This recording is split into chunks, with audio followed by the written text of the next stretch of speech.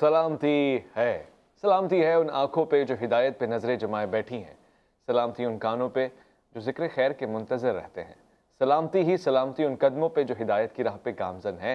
अस्सलामु अलैकुम वरहमतुल्लाहि वबरकातुहू। तमाम तारीफ़ें खुदाए बुज़ुर्ग बरतर के लिए जो वहदुल्ला शरीक है, ना कोई सानी ना कोई हमसर।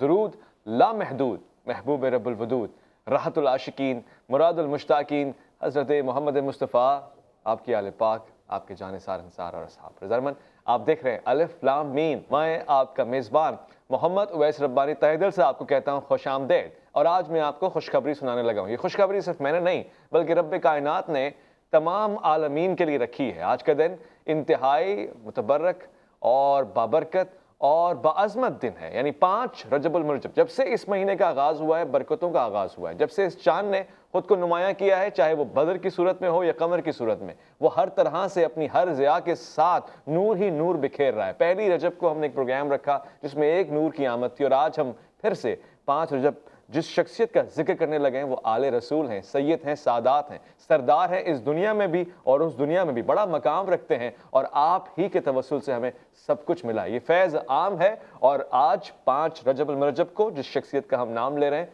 आप इमाम अली नकी हैं। आपके मशहूर अलक़ाबात हादी भी हैं, आप नजीब भी हैं, आप मुर्तज़ा भी हैं, आलिम भी हैं, और साथ साथ अमीन और तैयब भी। ये मारूफ अलक़ाबात हैं और इसके बारे दीगर बहुत सारे ऐसे अलक़ाबात हैं। आपने सिर्फ 8 बरस की उम्र में, मेरा और आपका मानना तो ये है कि आप बचपन ही से हिदायत के इस फैज़ को और इस फरीज़े को अंजाम दे रहे हैं, मगर ज़ाहिरी तौर से 8 साल की उम्र से आप दीन की तबलीग और तनव्वुर और तरबीज में शामिल हो गए, लग गए। आपकी हस्ती से बड़े बुजुर्गों ने फ़ायदा उठाया है। लोग आपसे इल्म तबर्रुक के तौर पर लेते थे और उसकी हिद्दत आज भी जारी और सारी है। आज के इस प्रोग्राम को मज़ीद मुतबर्रक और मुहकम और हिकमत से लबरेज करने के लिए जो शख्सियात मेरे साथ तशरीफ़ फरमाएँ, बहुत ही प्यारे हैं। कराची यूनिवर्सिटी से आपका ताल्लुक़ है, शोबे तदरीस से बहुत गहरी वाबस्तगी आपके साथ है, और आज की शख्सियत पे बहुत ही खुलकर बरमल्ला बरजस्ता गुफ्तगू कर सकते हैं। डॉक्टर जवाद हैदर, अस्सलाम वालेकुम वरहमतुल्लाह। वालेकुम सलाम वरहमतुल्लाहि वबरकातुहू। मैं खुश आमदीद कहूँगा आज के दूसरे मेहमान को भी। आप भी अपनी शोबे तालिब इल्मी हो, शोबे सियासत हो या मुतहर्रक रहने का एक फ़ेल हो, अहले बैत की मोहब्बत को अपना फरीज़ा और एक ऐसा मसदर महवर मरकज़ जानते हैं कि जिसके बगैर गुजारा नहीं है। अल्लामा रज़ी हुसैनी, अस्सलाम वालेकुम वरहमतुल्लाह। अल्लामा साहब, आपसे मैं आगाज़ करना चाहता हूँ। इमाम अली नकी, अल हादी, अल तैयब, अल मुर्तज़ा, कौन है आप और क्या मर्तबा है आपका? हमारे नज़दीक आपका क्या मकाम है और किस तरह से आपके दिन को मनाना चाहिए? बिस्मिल्लाहिर्रहमानिर्रहीम। सबसे पहले अवैस भाई बहुत शुक्रिया कि आपने ये मुक़द्दस बाबरकत दिन का एहतमाम फरमाया। किसी शख्सियत पर गुफ्तगू करने से पहले हम उसके नसब पाक को देखते हैं, और अहले बैत अताहार का नसब तो कायनात में सबसे आला है। सुभान अल्लाह। और इनकी तत्हीर की बात तो अल्लाह रब्बुल आलमीन ने कुरान करीम फुरक़ान हमीद में ख़ुद बयान फरमाई, इन्नमा युरीदुल्लाहु लियुज़हिबा अन्कुम रिज्सा अहलल बैत व युताहिरकुम तत्हीरा। इमाम अहमद रज़ा ने लिखा, आब तत्हीर से जिसमें पौधे जमे, उस रियाज़ नजाबत पे लाखों सलाम। खून खैर रसूल से है जिनका ख़मीर, उनकी बेलोस तीनत पे लाखों सलाम। हज़रत इब्राहीम अलैहिस्सलाम ने काबतुल्लाह शरीफ जब तामीर फरमा लिया तो आपने 2 दुआएं मांगी, ए अल्लाह मेरी ज़ुर्रियत में नबूवत भी रख और मेरी ज़ुर्रियत में इमामत भी फरमा। तो अल्लाह रब्बुल आलमीन ने हज़रत इब्राहीम अलैहिस्सलाम की ज़ुर्रियत में इमामुल अंबिया, सय्यदुल अंबिया, ख़ातमुन नबीय्यीन सल्लल्लाहु अलैहि वसल्लम की बैसत हज़रत इब्राहीम अलैहिस्सलाम की ज़ुर्रियत में हुई, और इमामत का ज़हूर भी हज़रत इब्राहीम अलैहिस्सलाम ही की ज़ुर्रियत में हुआ। हज़रत इब्राहीम अलैहिस्सलाम की दुआ है, वजअलना लिलमुत्तकीना इमामा। जो इमाम आएंगे उन्हें उनका इमाम बनाना है जो मुत्तकी और परहेज़गार हों। वजअलना लिलमुत्तकीना इमामा, उन्हें उनका इमाम बनाना है जो मुत्तकी भी हों और परहेज़गार भी हों। जबकि हज़रत इब्राहीम अलैहिस्सलाम की ज़ात अक़दस के बारे में अल्लाह रब्बुल आलमीन ने फरमाया, इन्नी जाइलुका लिन्नास इमामा। इब्राहीम, हमने तुम्हें तमाम इंसानों का इमाम बनाया। लेकिन इब्राहीम ने दुआ मांगी कि मेरी ज़ुर्रियत में जो इमामत का ज़हूर होगा उन्हें हर एक का इमाम नहीं बनाना है, उन्हें उनका इमाम बनाना है जो मुत्तकी और परहेज़गार हों। तो ये विलायत के इमाम हज़रत इमाम नकी अलैहिस्सलाम की विलादत बासादत है। तमाम अहले ईमान को मैं मुबारकबाद भी पेश करता हूँ। ये घराना वराउल वरा है, और सबसे बड़ी शान ये कि अल्लाह रब्बुल आलमीन ने इस घराने की मवद्दत को ख़ुद कुरान में बयान फरमाया, कुल्ला असलुकुम علیہ اجرن الا المودۃ فی القربہ، کہ تم سے اجر رسالت کا کوئی بدلہ لینا نہیں چاہتا، اگر اجر رسالت کا بدلہ دینا چاہتے ہو تو میری قرابت داروں سے مودت اللہ رکھو۔ اکبر، یہ محبت واجب ہے، فرض ہے، اور اس طرح سے ہے کہ بدلہ اجر رسالت کا ہے، یعنی اس سے بہترین کام کیا ہو سکتا ہے کائنات میں۔ ڈاکٹر صاحب، آپ کی شخصیت کا اگر جائزہ لیا جائے، بہت ہی کم عمر سے دین اسلام کی تبلیغ ظاہراً، اور علماء بہت سارے بڑے پیشوا آپ سے مستفید ہو رہے ہیں، اس شخصیت کو کس طرح سے دیکھتے ہیں؟ اسلام کی تنوع میں آپ کا کیا کردار رہا؟ بسم اللہ الرحمن الرحیم، بہت شکریہ آپ کا۔ حضرت امام علی نقی علیہ السلام یقیناً تاجدار امامت کے وہ ستارے ہیں کہ جن کی ہدایت سے کل قیامت تک آنے والے تمام اہل ایمان جو ہے مستفید ہوتے رہیں گے۔ حضرت امام علی نقی علیہ السلام نے اپنے زمانے میں جس طرح دین کی حفاظت فرمائی، جس طرح دین کی تعلیمات کا تحفظ فرمایا، اور اس وقت سیاسی طور پر حالات اتنے گمبھیر تھے کہ اہل بیت اطہار علیہ السلام کے لیے رسول اکرم صلی اللہ علیہ وسلم کی تعلیمات کو، سنت نبویہ کو، اور اسی طرح قرآن کریم کی تعلیمات کو پہنچانا کافی مشکل تھا، لیکن ان تمام حالات میں امام علیہ السلام نے انتہائی حکمت عملی کے ذریعے، خوبصورت حکمت کے ذریعے آپ نے اللہ تعالیٰ کی تعلیمات کو جو ہے آنے والے انسانوں تک آپ نے پہنچایا۔ جہاں تک آپ نے کمسنی کی بات کی، حضرت یحییٰ علیہ السلام کے بارے میں قرآن کریم کے اندر ہمیں ملتا ہے کہ اللہ تعالیٰ نے آپ کو بچپن میں ہی، جب آپ بچتے تھے تو اس وقت آپ کو علم و حکمت سے نوازا۔ تو حضرت امام علی نقی علیہ السلام بھی وہ ہستی ہیں کہ جن کو 8 سال کی عمر میں امامت ملی، ولایت عطا ہوئی، کیونکہ آپ کے والد ماجد حضرت امام محمد تقی علیہ السلام جب شہید ہو گئے تو اس وقت آپ کی عمر صرف 8 سال تھی، اور جو ولایت سے وابستہ ہوتے ہیں، جو مکتب امامت سے وابستہ ہوتے ہیں، ان کے لیے عمر کی کوئی قید نہیں ہوتی، وہ اللہ رب العزت کی طرف سے علم لدنی لے کر آتے ہیں، اور اس علم لدنی کی روشنی میں وہ لوگوں کی ہدایت کا انتظام کرتے ہیں۔ تو حضرت امام علی نقی علیہ السلام کے جہاں بہت سارے افراد جو ہیں ان سے مستفید ہوتے تھے، وہیں پر ان کے بہت بے شمار ایسے اصحاب کے ہمیں بھی نام ملتے ہیں کہ جنہوں نے ان سے سیکھنے کے بعد اس تعلیم کو، اس علم کو جو ہے باقی لوگوں تک پہنچایا، جن میں بہت سارے نام ہیں جن کا تذکرہ شاید بعد میں بھی آ جائے۔ حضرت عبدالعظیم حسنی ہیں جو امام علیہ السلام کے شاگرد ہیں، اور اسی طرح حضرت امام محمد تقی علیہ السلام کے بھی شاگردوں میں ان کا شمار ہوتا ہے۔ حضرت امام علی نقی علیہ السلام جو ہیں اپنے زمانے میں ہونے والے فکری انحرافات کا مقابلہ فرماتے تھے۔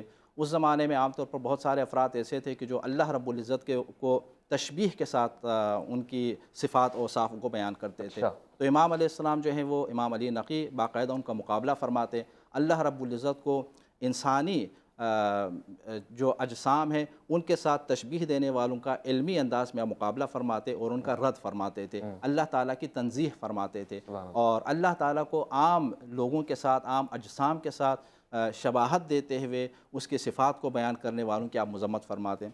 آپ اس سلسلے میں بیان یہ فرماتے تھے کہ چونکہ اللہ رب العزت کو اگر آپ کسی جسم کے ساتھ اگر ملا دیں تو یہ یقینی طور پر محدودیت کا حامل ہوگا، جبکہ اللہ تعالیٰ کی ہستی وہ ہستی ہے کہ جو لامحدود ہے، اپنی ذات میں بھی اور اسی طرح اپنی صفات اور کمالات کے اعتبار سے بھی، تو اس کو کسی حوالے سے بھی نہ کسی جسم کے ساتھ ان کو ملایا جا سکتا ہے، اور نہ ہی کسی انسان کے ساتھ اور صاحب جسم موجود کے ساتھ جو ہے ان کو تشبیہ قید نہیں کیا جا سکتا۔ جی بالکل خوب، بہت اچھی گفتگو یہاں پر ہو رہی ہے، مگر ایک سوال جو میرے سامعین پوچھ سکتے ہیں اور میں بھی پوچھوں گا کہ آپ کو امام علی نقی علیہ السلام، نقی سے مراد کیا ہے؟ یعنی کس وجہ سے آپ کو بالخصوص یہ لقب ملا کہ آپ نقی ہیں؟ آپ کے بے شمار القابات ہیں، آپ کو ہادی بھی کہا گیا، ہدایت والا بھی کہا گیا، نقی بھی کہا گیا، کیونکہ تقوی، زہد، عبادات، ریاضت، یہ سب انہی کے ٹائٹل ہیں اور انہی کی میراث ہے۔ جس طریقے حضرت فرما رہے تھے علم کے حوالے سے، علم کے حوالے سے بھی انہی کی میراث ہے، تقوی کے حوالے سے بھی انہی کی میراث ہے۔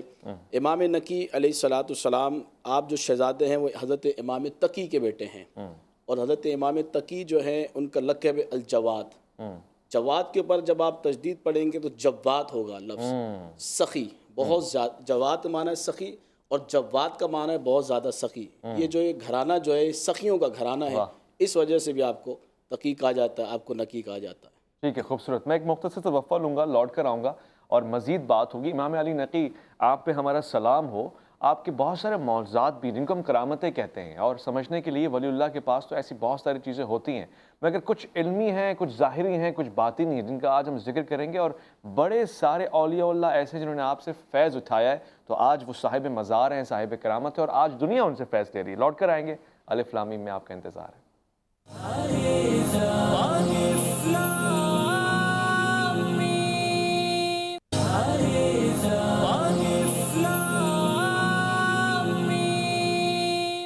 اسلامی میں خوش آمدید کہوں گا۔ ڈاکٹر جواد حیدر صاحب، مجھے ایک چیز سمجھنے میں بڑا لطف آیا اور ظاہر لطائف سے بھرپور یہ بات تھی کہ اہل بیت عظام و کرام، یعنی جو سلسلہ امامت ہے حضرت امام علی کرم اللہ وجہہ سے لے کر امام محمد مہدی تک، یہ سارے اسما بڑے متبرک ہیں، اور ہمارے بزرگوں نے تو یہ بتایا کہ اگر ان کا صرف ورد کیا جائے تو کسی مریض پہ پھونکیں تو وہ شفا یاب ہو جائے گا۔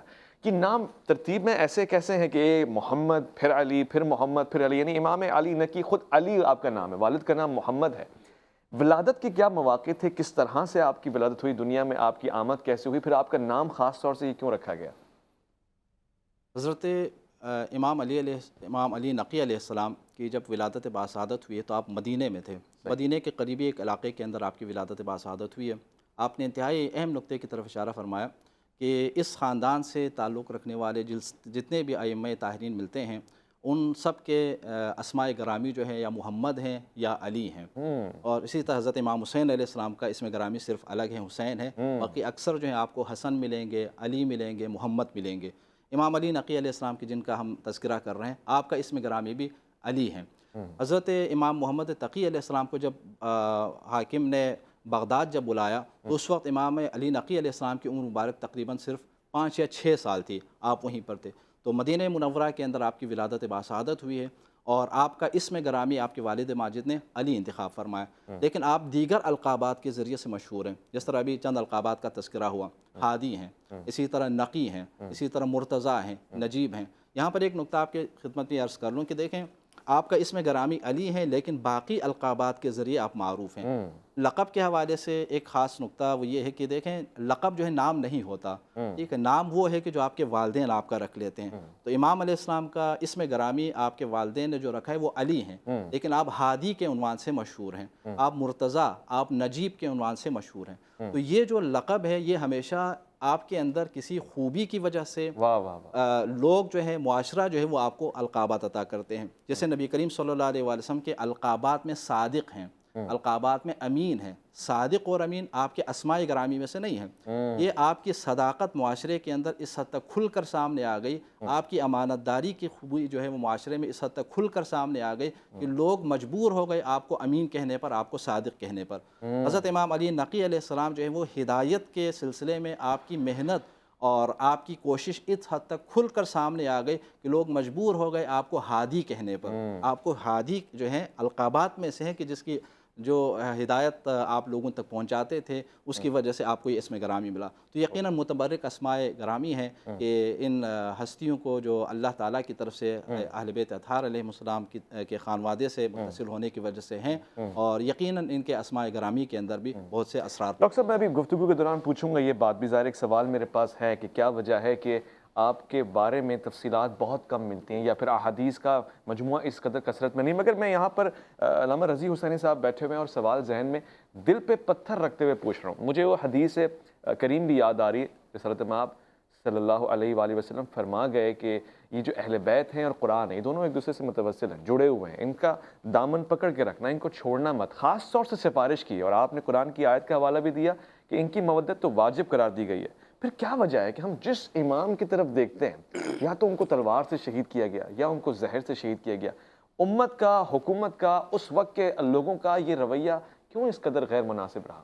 دیکھیں ویس بھائی، اللہ رب العالمین نے اس گھرانے کو شروع سے عزتوں سے نوازا ہے۔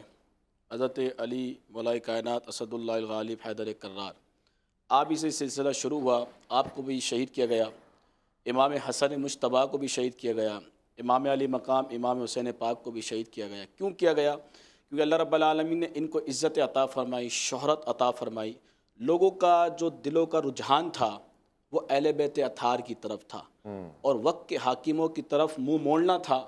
تو ظاہر بات ہے کہ جب لوگوں کا رجحان، لوگوں کا دل ان کی طرف تھا تو وقت کے حاکموں سے یہ چیزیں برداشت نہیں ہوئیں، تو لیکن وقت کے حاکم تو ختم ہو گئے، ان کی محبت صبح قیامت تک قائم اور دائم رہے گی۔ میں اور آپ یہاں بیٹھ کر جو ذکر کر رہے ہیں، اللہ رب العالمین نے میرے اور آپ کے دل کو ان کی طرف موڑ دیا، جو یہ پروگرام دیکھ رہے ہیں تو یقیناً ان کی محبت کی وجہ سے دیکھ رہے ہیں، تو صبح قیامت تک ان کا گھرانہ، کیونکہ یہ وہ گھرانہ ہے جو مصطفیٰ کریم علیہ السلام کا گھرانہ ہے، کوثر بھی اسی گھرانے کی ہے، شفاعت بھی اسی گھرانے کی بھی ہے، سب کچھ اسی گھرانے کا ہے، اور جو اس گھرانے سے دور ہوا اسے کچھ بھی نہیں ملے گا، کیونکہ حضور نبی کریم علیہ السلام نے ارشاد فرمایا کہ میری اہل بیت سے محبت میری وجہ سے کرو، اور جو شخص میری اہل بیت کی محبت میری وجہ سے کرے گا، میں ضامن ہوں، میں ضمانت دیتا ہوں، قیامت کے روز میں محمد عربی جنت میں جس درجے میں ہوں گا اس شخص کو اس درجے میں اپنے ساتھ رکھوں گا۔ درجے میں اپنے ساتھ جامع ترمذی کی حدیث اللہ ہے۔ اکبر۔ دوسری بات یہ کہ حضرت مولا کائنات اسد اللہ الغالب حیدر کرار حضرت علی کرم اللہ تعالی وجہ الکریم کی اولاد پاک ہے، تو میں اپنے ناظرین سے بھی کہنا چاہتا ہوں کہ ناسبیت اور خارجیت کے فتنے سے دور رہیں، کیونکہ حضور نبی کریم علیہ السلام کی بارگاہ میں جامع ترمذی کی حدیث ہے، حضرت مولا کائنات کی کسی شخص نے جب شکایت کی تو آقا علیہ السلام نے چہرہ انور پھیر لیا، وہ شخص دائیں طرف آ گیا، حضور علیہ السلام نے بائیں طرف چہرہ انور پھیر لیا، وہ سامنے آ گیا تو حضور علیہ السلام نے ارشاد فرمایا ما تریدون علی، ما تریدون علی، ما تریدون علی، میرے آقا نے فرمایا تو علی کے بارے میں بات کرتا ہے، علی کے بارے میں بات کرتا ہے، ان علی منی وانا من، فرمایا علی مجھ سے ہے اور میں علی سے ہوں۔ اب جس کو حضور علیہ السلام کی محبت کا حیا ہوگا اس کو اہل بیت اطہار کی محبت کا حیا ہوگا، اور جس کو حضور کی محبت کا حیا نہیں ہے اس کو اہل بیت اطہار کی محبت کا بھائی کیا بات ہے، ساری گفتگو ہی آپ نے بہت ہی خلاصے کے انداز میں پیش کر دی ہے، بہت منفرد ہے۔ مگر ڈاکٹر صاحب جہاں پہ دیگر لوگوں نے ظلم ڈھائے وہاں میں نے اور آپ نے بھی تو ظلم یہ ڈھایا کہ پڑھنے سے بھی چیزیں بہت کم مل رہی ہیں حضرت امام علی ہادی، امام علی نقی، امام علی مرتضیٰ کے حوالے سے، اس قدر تنگی کیوں ہے ہمارے پاس، ہمارے دامن میں؟ دیکھیں اس کے بہت ساری وجوہات ہیں۔ اگر ہم اسی زمانے میں جا کر زمانے کے حالات کا اگر جائزہ لیں گے تو ایک حد تک آپ کو اسباب کا علم ہوگا۔ یہ حضرت امام محمد تقی علیہ السلام کو آپ لے لیجئے، حضرت امام علی نقی علیہ السلام کو آپ لے لیجئے، یا حضرت امام حسن عسکری علیہ السلام کو آپ لے لیجئے۔ یہ تین ائمہ وہ ہیں کہ جنہیں بہت کم عمر ملی، بالکل جوانی میں جو ہے وہ شہید کر دیے گئے، اور یقینی بات ہے کہ اس زمانے میں ان کی وجہ سے حکمران جو ہیں وہ اپنے لیے خطرہ محسوس کرتے تھے، اور آپ نے سوال بھی اٹھایا نا کہ رسول اکرم صلی اللہ علیہ وآلہ وسلم کی جانب سے اہل بیت اور قرآن کریم کا دامن تھامنے کا حکم ہونے کے باوجود پھر کیوں ان کے حوالے سے جو ہے لوگوں کا رویہ ایسا رہا، تو ایک حدیث اس سلسلے میں ہے جس سے اس بات کی مزید وضاحت ہو جاتی ہے۔ حضرت امام حسین علیہ السلام اس کی ایک خوبصورت وجہ بیان فرماتے ہیں۔ آپ نے اپنے ایک مشہور فرمان کے اندر جو تقریباً وہی کربلا کے دوران ہی آپ نے ارشاد فرمایا تھا کہ الناس عبید الدنیا والدین لائق علی السنتہم یہوتونہ ما درت معاش، کہ لوگ دنیا کے غلام ہیں اور دین صرف ان کی زبان کی حد تک ہے، اور اس وقت تک وہ لوگ دین سے وابستہ رہتے ہیں، دین سے تمسک اختیار کیے ہوئے رہتے ہیں جب تک ان کے دنیاوی مفادات خطرے میں نہیں پڑتے، لیکن جب دنیا خطرے میں پڑ جاتے ہیں تو جو حقیقی دیندار لوگ ہیں وہ کم رہ جاتے ہیں۔ بے شک۔ تو یہاں اس زمانے میں ان ائمہ طاہرین علیہ السلام کے اوپر جو ظلم و ستم کے جو مثالیں ہمیں ملتی ہیں اس کے اسباب اور وجوہات میں بھی یہی ہیں۔ وہ حکمران اپنے لیے ان کو خطرہ جانتے تھے، اور یہی وجہ ہے کہ کبھی ان کو مدینے سے بلا کر جو ہے بغداد بلا لیتے ہیں امام تقی علیہ السلام کو، کبھی ان کے فرزند کو مدینے سے بلا کر جو ہے وہ سامرہ لے آتے ہیں، اور اسی طرح آپ کی پوری عمر پھر سامرہ کے اندر گزرتی ہے۔ حضرت امام علی نقی علیہ السلام اپنے بابا کی شہادت کے بعد بھی مدینے میں ہی تھے، لیکن آپ کو باقاعدہ وہاں سے بلایا گیا، اور آپ زبردستی آپ کو بلایا گیا، اور جس کے بعد آپ سامرہ تشریف لائے، لیکن یہاں تشریف لانے کے باوجود جو ہے پھر بھی آپ نے دین پھیلانے کے سلسلے کو جاری رکھا۔ جس طرح بھی تذکرہ ہو کہ کم عمری میں بھی امام جو ہیں باقاعدہ لوگوں کی ہدایت کا سلسلہ جو ہے وہ جاری رکھتے تھے۔ ایک واقعہ ہمیں ملتا ہے کہ جب امام محمد تقی علیہ السلام کو خلیفہ نے وہاں پر بلایا، بغداد کے اندر جب بلایا، تو آپ اپنے فرزند کو چھوڑ کر گئے، یعنی امام علی نقی علیہ السلام کو وہاں چھوڑ کر آئے۔ تو بعد میں اس کے لوگوں نے ان سے کہا کہ ان کے فرزند کو جو مدینہ کے اندر چھوڑا گیا ہے اگرچہ ان کی عمر کم ہے لیکن وہ تمہارے لیے خطرہ بن سکتے ہیں۔ تو وہ بھی اس بات اس کو یقین ہو گیا کہ ہاں وہ میرے لیے خطرہ بن سکتے ہیں، تو انہوں نے ایک تجویز مانگی ان سے، اپنے وزیروں سے، تو انہوں نے مشورہ ان کو یہ دیا کہ آپ کسی ایسے شخص کی تربیت میں ان کو دے دیں، کوئی ایسا آدمی کہ جو اہل بیت کے ساتھ تھوڑا سا عناد رکھتے ہوں، بغض رکھتے ہوں، اللہ ان کو ان کے استاد کے طور پر آپ منتخب کر لیں، پھر وہ ان کی تربیت کریں گے تو آہستہ آہستہ جو ہے وہ اہل بیت کا مقام کم ہوتا چلا جائے گا، آپ کی محبت جو ہے لوگوں کے دلوں میں بڑھتی چلی جائے گی۔ تو اسی حساب سے ایک شخص کا انتخاب ہوا، تاریخ کے اندر اس کا نام بھی ملتا ہے الجنیدی نام کے، وہ ایک تھے اچھا کہ جو اہل بیت خاندان اہل بیت کے ساتھ تھوڑا سا عناد رکھتا تھا۔ تو جب ان کی شاگردی میں امام علی نقی علیہ السلام جو صرف 6 سال کے ہیں، تو ان کو زبردستی جو ہے باقاعدہ حاکم کے حکم پر کیا گیا۔ تو اس کے بعد امام علیہ کچھ عرصے کے بعد جب حاکم کے آدمی آئے اور اس جنیدی سے انہوں نے پوچھا کہ تم نے ان کی کیا تربیت کی ہے، ان کے افکار کو، ان کے سوچ کو کیا تبدیل کرنے میں تم کامیاب ہو گئے ہو، جو بچہ تمہارے پاس ہم نے بھیجا تھا؟ تو اس نے کہا کہ کون سا بچہ؟ آپ لوگوں نے تو کہا تھا کہ ایک بچے کو آپ میری خدمت میں لا رہے ہیں، لیکن وہ بچہ جب میرے پاس آیا تو میں اس کے سامنے قرآن کریم کی ایک آیت سناتا ہوں تو وہ قرآن کریم کی اس آیت کی تفسیر بھی مجھے سنا دیتا ہے، اور اسی طرح جب میں اس کے سامنے کسی سورے کا نام لیتا ہوں تو سورے کی مکمل معلومات وہ مجھے فراہم کر دیتا ہے، آیات کی تفسیر اور تعویل کا فرق وہ میرے سامنے وہ بیان کر کے رکھ دیتا ہے، اور اسی طرح ہر وہ بات جو میں اس کے سامنے بیان کرنا چاہتا ہوں تو مجھ سے پہلے وہ جواب جو ہے مکمل تفصیل کے ساتھ میرے سامنے بیان کر دیتا ہے۔ تو یہ بچہ نہیں ہے، یہ کوئی خدا کا ولی ہے جسے آپ ہدایت کے لیے میرے پاس لے کر آئے تھے۔ تو یہ وہ ہستی ہیں کہ جو بچپن میں بھی علم لدنی کی بنیاد پر جو ہے لوگوں کی ہدایت کا فریضہ انجام دیتے ہیں۔ ظاہر ہے جس نے وہ تیری نسل پاک میں ہے بچہ بچہ نور کا، اور پھر نور کو کیا سکھانا، نور سے تو سیکھا جاتا ہے اور نور کو اپنے دل میں بسایا جاتا ہے، سر کا تاج بنایا جاتا ہے۔ وہی لوگ کامیاب ہوتے ہیں جو اس نور کی غلامی میں اپنے سر کو دیتے ہیں، جو خود کو سگے کوئے شیر یزداں کہتے ہیں یا پھر غلامان اہل بیت کہتے ہیں۔ میں انہی لوگوں کو مانتا ہوں، انہی لوگوں کو جانتا ہوں، اور انہی کے طفیل سے مجھے آپ کا ذکر پہنچا ہے۔ الف لام میم میں مختصر توفیٰ لے رہا ہوں، لوٹ کر آؤں گا، آپ کا انتظار ہے۔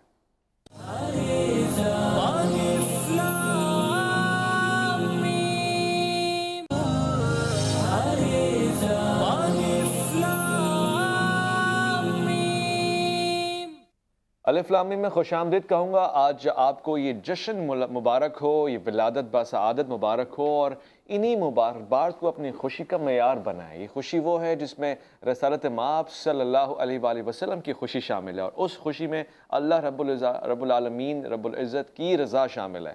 تو اس کو اگر آپ معیار بنا لیں گے زندگی میں، یہ خوشی بہت بڑی خوشی ہے۔ آج کی ڈپریشن، فرسٹریشن، ٹینشن سے بچنے کے لیے بھی اس خوشی کو معیار بنائیں۔ یہ غم نہیں، یہ خوشی ہے، اور اسی کو ہم آج بیان کر رہے ہیں۔ آج پروگرام میں بڑے لطائف ہیں، حکمت سے بھرے ہوئے سرشار ہیں۔ علامہ رضی حسینی صاحب، آخری وقت ہے میرے پاس، میں یہ بھی جاننا چاہتا ہوں، حضرت امام علی نقی علیہ السلام، آپ پہ ہمارا سلام۔ ہم جو بھی ہیں وہ ظاہر ان اولیاء اللہ کی بدولت ہیں۔ ہمارے لیے تو بہت بڑا اعجاز ہے، افتخار ہے اگر آپ سے کچھ مل جائے۔ آپ کی قبور، آپ کے مزارات کی زیارت کے ہر مسلمان کے لیے ایک امتیاز کی بات نہیں ہے، فخر کی بات نہیں ہے۔ کیوں کچھ لوگ آج یہ قلت محسوس کرتے ہیں یا پھر شدت، یہ تنگ نظری محسوس کرتے ہیں کہ جی یہ تو قبر پرستی ہے، جانا مناسب نہیں ہے۔ آج جب آپ ہمیں یوں یعنی موجود نہیں ہیں ہمارے سامنے، تو پھر قبور پہ جا کے زیارات کر کے ہم ان سے فیض لے سکتے ہیں؟ بالکل لے سکتے ہیں، اور یہ کم علمی کہوں گا اگر کوئی شخص یہ بات کرتا ہے، کیونکہ ہمارے اسلاف کی تاریخ رہی ہے فیض لینے کے لیے۔ حضرت معروف کرخی رضی اللہ تعالیٰ عنہ، آپ حضرت امام تقی کے جو ہے دادا حضرت امام علی رضا، جی، آپ کی شباب، آپ کی خوبصورتی، آپ کا ذوق، آپ کا تقوی، یہ سارے ٹائٹل اہل بیت پہ اچھے لگتے ہیں۔ واہ واہ واہ۔ حضرت امام علی رضا علیہ السلام، حضرت معروف کرخی سے پوچھا گیا آپ کو ولایت کب ملی؟ تو حضرت معروف کرخی رحمۃ اللہ تعالی علیہ نے ارشاد فرمایا جب سے میں نوکر بنا ہوں امام علی رضا کے گھر کا۔ بھائی کیا بات ہے! جب سے میں نوکر بنا ہوں علی رضا کے گھر کا، تو جب ان کے گھر کی نوکری کرتا ہے تو وہ معروف کرخی بنتے ہیں۔ حضرت معروف کرخی حضرت حضور غوث اعظم رضی اللہ تعالیٰ عنہ کے مشائخ میں آتے ہیں۔ اللہ تو اکبر۔ جو ان کے گھر کی نوکری کرے، اللہ رب العالمین ان کو ولایتوں کے تاج عطا فرمائے۔ ان کی قبور پر جاتے ہیں اور ان کے وسیلے سے دعائیں مانگتے ہیں تو اللہ رب العالمین ان دعاؤں کو قبول فرماتا ہے۔ بے شک ایسا ہی ہے۔ ڈاکٹر جواد حیدر صاحب، آپ ظاہر ہے یہ بھی ایک واقعہ ہے جس کو نقل کرنا ہے اور خوشی کا دن ہے، مگر آپ کی شہادت کا واقعہ کیا ٹھہرا؟ کس عمر میں آپ شہید ہوئے اور وہ کس طرح سے؟ حضرت امام علی نقی علیہ السلام تقریباً جو ہے 42 سال کی عمر میں شہید کر دیے گئے، اور متوکل کے زمانے میں آپ جانتے ہیں کہ حضرت امام علی نقی علیہ السلام کے زمانے میں تقریباً 6 خلفاء گزرے ہیں، 6 حکمران گزرے ہیں، جن میں سب سے زیادہ طویل حکومت جو ہے وہ متوکل عباسی کی تھی، اور وہ اہل بیت اطہار علیہ السلام کے حوالے سے تھوڑے سے سخت نظریات وہ رکھتا تھا اور ان سے ایک حد تک عناد بھی رکھتا تھا۔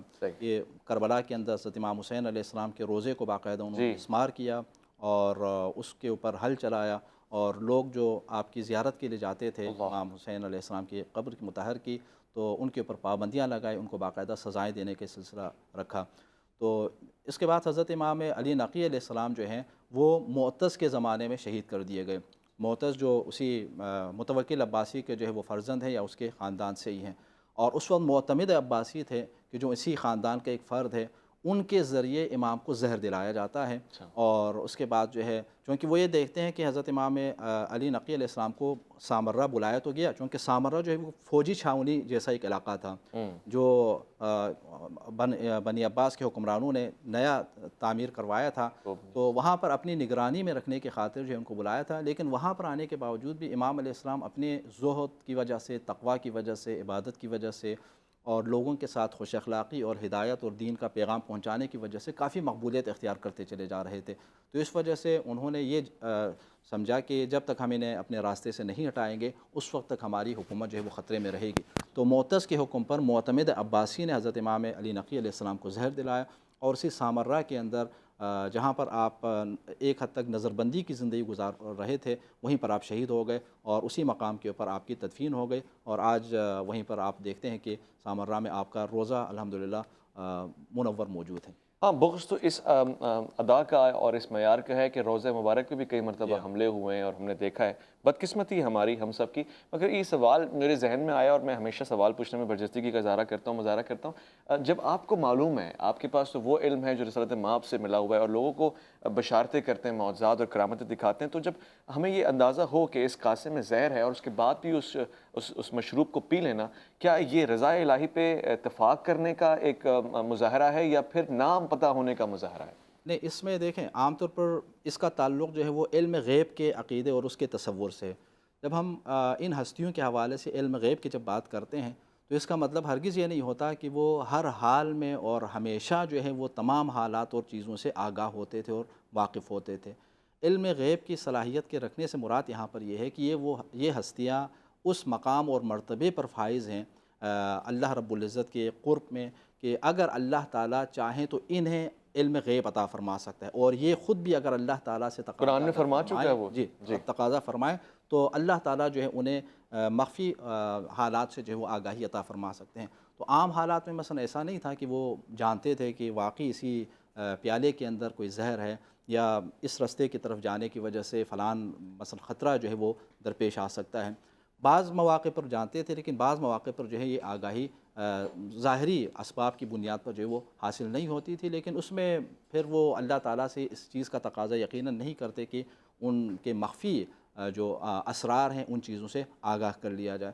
تو البتہ حضرت امام رضا علیہ السلام کے بارے میں ہمیں ملتا ہے کہ جب انہیں زہر دلایا گیا تو حضرت امام رضا علیہ السلام جانتے تھے کہ وہ آپ کے ساتھ مثلا کیا سلوک کر رہے ہیں، لیکن ایک لحاظ سے تقدیر الہی اور اللہ رب العزت کا جو حتمی قضا ہے اس کے سامنے سر تسلیم خم کر لینا یہ بھی ضروری ہے۔ حضرت امام علی نقی علیہ السلام کو بھی جو ہے اس طرح زہر دلایا گیا جس کی وجہ سے آپ کی شہادت ہو گئی۔